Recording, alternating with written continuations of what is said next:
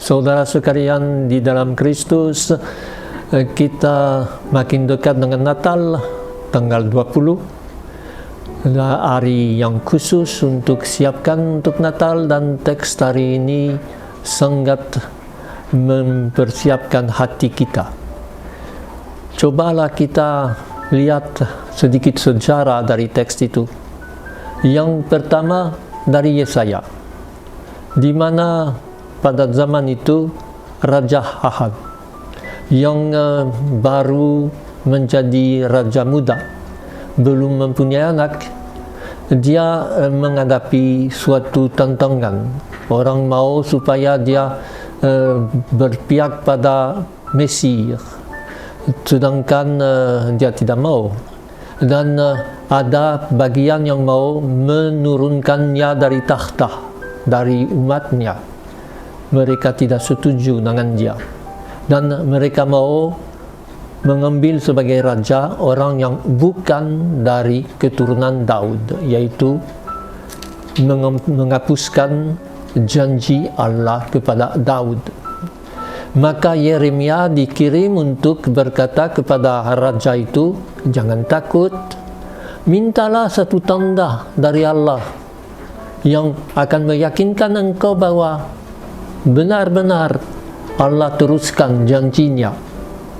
Dan waktu itu raja muda itu pura-pura tidak mau mengganggu Allah. Saya tidak mau meminta menggodai Allah. Itu suatu cara yang kadang-kadang kita pakai juga. Ya, janganlah kita minta yang luar biasa. Yesaya berkata, tidak cukupkah engkau melelahkan umatmu, mau juga membuat Allah bosan? Tetapi Allah setia. Allah akan memberi satu tanda. Tanda tidak berarti mukjizat.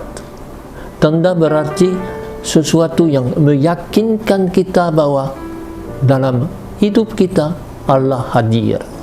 Dan tandanya ialah bahwa istri dari raja akan melahirkan seorang anak laki-laki, dan anak itu akan diberi nama Immanuel, Allah yang menyertai kita. Istri itu seorang wanita muda, dan dalam bahasa Yunani kata yang sama bisa berarti wanita muda dan berarti perawan. Maka lama-kelamaan, karena lihat bahwa raja yang terus-terus tidak setia pada Allah, umat Israel mulai mengharapkan kedatangan satu raja yang benar, Immanuel, yang benar, Allah yang menyertai kita, Mesias. Dan dalam terjemahan teks Ibrani, dalam teks Yunani, karena pakai istilah yang ada dua arti itu, lama-kelamaan diartikan bahwa anak itu akan lahir dari seorang perawan. Lalu cobalah kita justru lihat jadinya hal itu menurut Lukas, yaitu Maria, sang perawan, gadis desa di Nazaret, yang sudah nikah dengan Yosef, seringkali dikatakan tunangan, bukan? Baca teksnya dalam bahasa asli, sudah nikah tetapi belum hidup dengan suaminya seperti kebiasaan di tempat Yahudi. Maria menerima suatu tamu yang luar biasa, malaikat Jibril, dan malaikat itu memberi salam kepada Maria. Ya, kalau kita lihat teks asli, bergiranglah Maria, sama seperti justru lagi dalam Yesaya bab 40 di mana Allah berkata kepada Yerusalem, bergiranglah. penuh harapan. Sayangnya kita terjemahkan Salam Maria, seperti Assalamualaikum, sesuatu yang biasa-biasa. Padahal ini suatu pendekatan yang begitu hebat, sehingga Maria tanya dalam hatinya, apa arti salam yang begitu luar biasa? Dan malaikat berkata kepada Maria, jangan takut, hai yang dipenuhi dengan rahmat Allah, engkau telah memilih engkau untuk menjadi ibu dari Immanuel, dari Dia yang akan menjadi raja yang sebenarnya dari keturunan Daud. Dan kita memang sudah menghafal teks itu dengan baik. Perlu dibandingkan dengan malaikat yang sama yang mengunjungi bapa dari Yohanes Pembaptis. Dan dalam kunjungan itu Zakaria justru takut juga, tetapi berkeberatan. Ya, dia sendiri tua, istrinya tua dan mandul. Dia berkata, beri satu bukti, dan buktinya dia akan menjadi bisu. Ini bukti yang sangat besar kalau orang tidak beriman menjadi bisu. Sebaliknya, Maria memang bertanya, apa yang harus ku lakukan? Aku mau menjadi ibu menurut rencana malaikat itu. Apakah aku harus langsung dengan suami saya untuk bisa menjadi hamil? Ini pertanyaan yang masuk akal. Dan justru waktu itu malaikat berkata, bukan, Roh Allah akan menaungimu dan anakmu akan disebut anak Allah, dengan arti benar. Dia akan nanti diangkat oleh Yosef sebagai keturunan Daud, tetapi bukan silsilah yang ada baik dalam Lukas dan dalam Matius adalah silsilah Yosef, bukan silsilah Maria. Tetapi kalau diangkat itu sama haknya seperti anak yang dilahirkan secara lain. Maka Maria, seperti yang kita tahu, berkata, jadilah kepadaku sesuai dengan kehendakmu atau katamu. Bukan silakan, bukan pasrah, tetapi suatu jawaban penuh kegembiraan.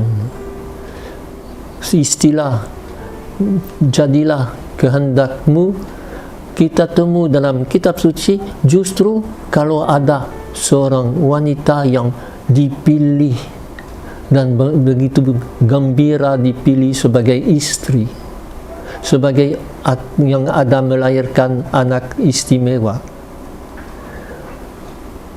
Seringkali kita menganggap ya jadilah, fiat, udahlah. Tetapi kalau kita lihat teksnya, gembiralah. Dan ini rahasia untuk kita juga, bergembira karena Allah datang untuk hadir menjadi Immanuel di dalam diri kita, di dalam masyarakat kita, berkat kita yang siap menerimanya. Teksnya memang usulnya bukan untuk Maria, tetapi untuk Dia yang akan dilahirkan, yaitu anak Allah yang menjadi manusia. Tetapi peranan Maria itu sangat menonjol dan sangat beda dengan perawan Zakaria, sehingga nanti justru Elizabeth, istri dari Zakaria, akan berkata kepada Maria bahwa Maria berbahagia karena sudah percaya. Dan Maria tidak menjadi bisu, dia justru bisa mewartakan, bisa memberitahukan bahwa Allah sudah memperhatikannya. Semua ini membuat kita mempersiapkan diri sendiri untuk Natal, menjadi seperti Maria, bukan terima karena ya biasa-biasa begitu saja, tetapi bergiranglah, bersukacitalah, karena yang akan terjadi luar biasa, walaupun dalam hidup sehari-hari bukan mujizat dalam arti sesuatu yang melanggar kebiasaan, tetapi sesuatu yang buktikan bahwa Allah Immanuel hadir. Dan hal ini kita bisa langsung renungkan, sebenarnya malaikat memberi semacam bukti dengan berkata, saudari sepupumu yang sudah tua, yang hamil, justru dia yang bisa hamil, yaitu yang mendul, justru sudah menjadi hamil. Karena untuk Allah tidak ada yang mujizat. Dalam hidup kita juga tidak ada yang mujizat. Allah selalu bisa menolong kita untuk temu jalan, temu yang akan membawa damai. Dan kita ucapkan peristiwa itu setiap hari, sekurang-kurangnya 2 kali sehari, pagi, siang, sore, dengan doa malaikat, yang dimana kita justru berkata bahwa malaikat datang, bahwa Maria jadilah, dan bahwa anak Allah menjadi manusia. Kita bisa memperhatikan bahwa dalam doa yang paling diusulkan oleh Vincentius Paolo untuk orang Sem, untuk putri-putri kasih, untuk nyonya-nyonya Caritas, ialah doa malaikat. Dan dalam spiritualitas Vincentius, penjelmaan anak manusia menjadi anak Allah yang menjadi manusia adalah salah satu dari pokok Allah Tritunggal, penjelmaan anak Allah, dan Ekaristi. Sesudah itu melihat hidup anak itu di Nazaret dalam keluarganya. Saya seringkali pikir bahwa kita terlalu memfokuskan perhatian kita tentang Vincentius Paolo sebagai yang Caritas, membagi kepada orang miskin.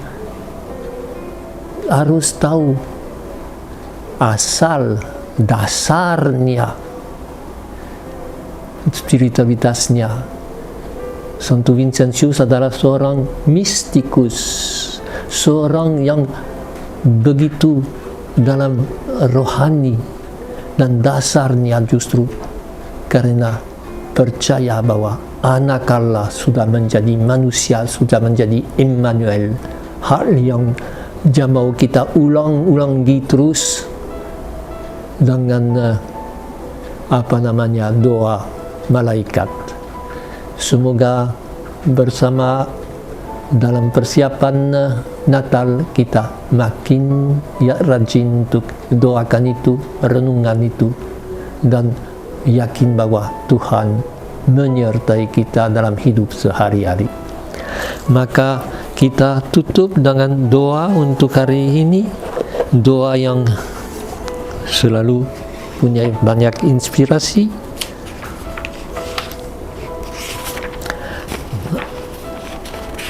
Ya,